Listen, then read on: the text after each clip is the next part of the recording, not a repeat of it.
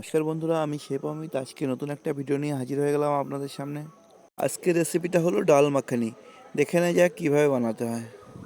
আমি এখানে 200 গ্রাম মতন কলাইয়ের ডাল নিয়েছি, খোসা শুদ্ধ। সাথে নিয়েছি গ্রিন মুগ ডাল 100 গ্রাম মতন, আর নিয়েছি 50 গ্রাম মতন ছোলার ডাল। আমি এখানে 3 রকম ডাল নিয়েছি। এখানে আরেকটা ডাল যায়, সেটা হলো রাজমা ইউজ করা যায়, কিন্তু আমি এখানে ইউজ করিনি। আপনারা চাইলে দুটো রাজমা ইউজ করতে পারেন।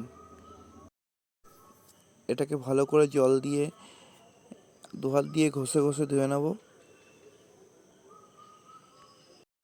এটাকে 2 থেকে 3 বার ভালো করে ধুয়ে নিতে হবে, জল পাল্টে পাল্টে।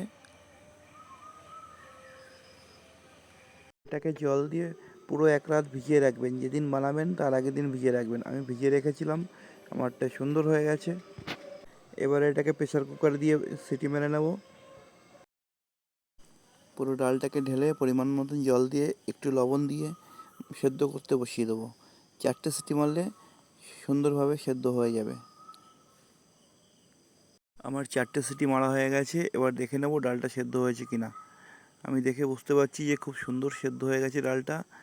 আপনাদের যদি ডালটা সেদ্ধ হতে একটু কম হয়, আপনারা একটা বেশি সিটি মারতে পারেন। মোটামুটি 4টে সিটি মারলে সেদ্ধ হয়ে যায়।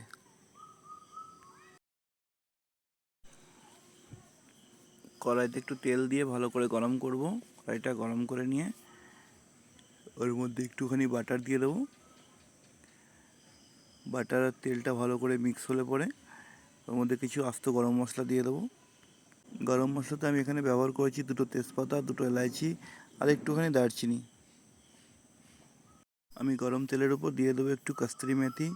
কস্তুরি মেথি এটা এক ধরনের শুকনো মেথি পাতা, যেটা আপনাদের কাছে না থাকলে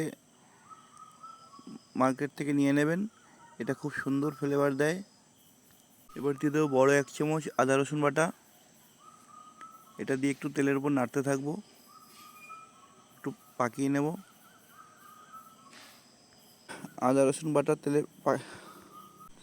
এটা পেকে আসলে তেলটা আলাদা করে দেবে এর থেকে। আপনারা দেখলেই বুঝতে পারবেন, যেটা আমার দেখতে পাচ্ছেন এটা অলমোস্ট পেকে এসছে।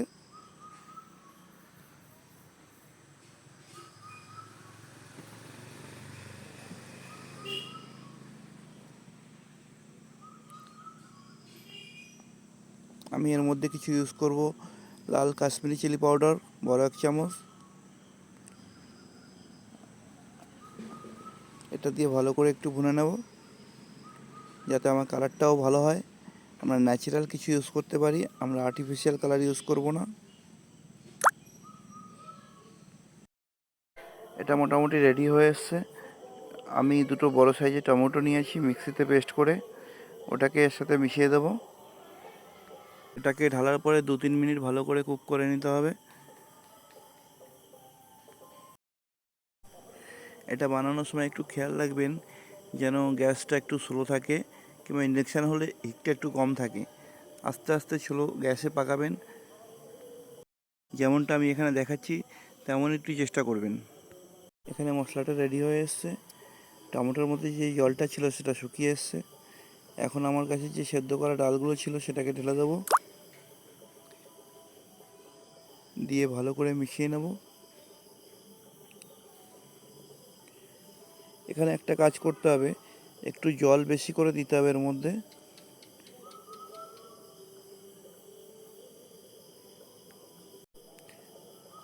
আপনারা অতটাই জল ঢালবেন যেন এটাকে 20 থেকে 25 মিনিট ভালোভাবে কুক করতে হবে।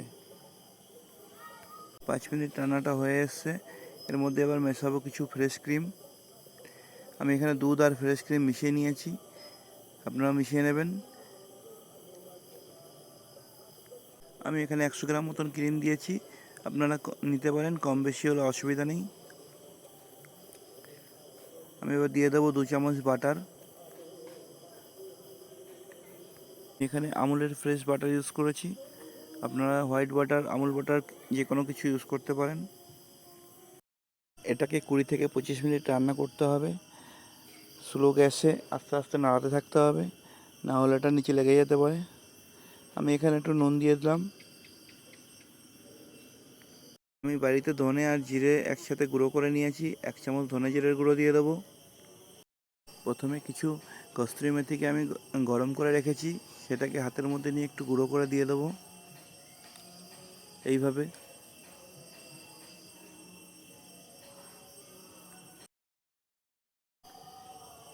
এগুলোকে মিশিয়ে একটু কুক করতে হবে।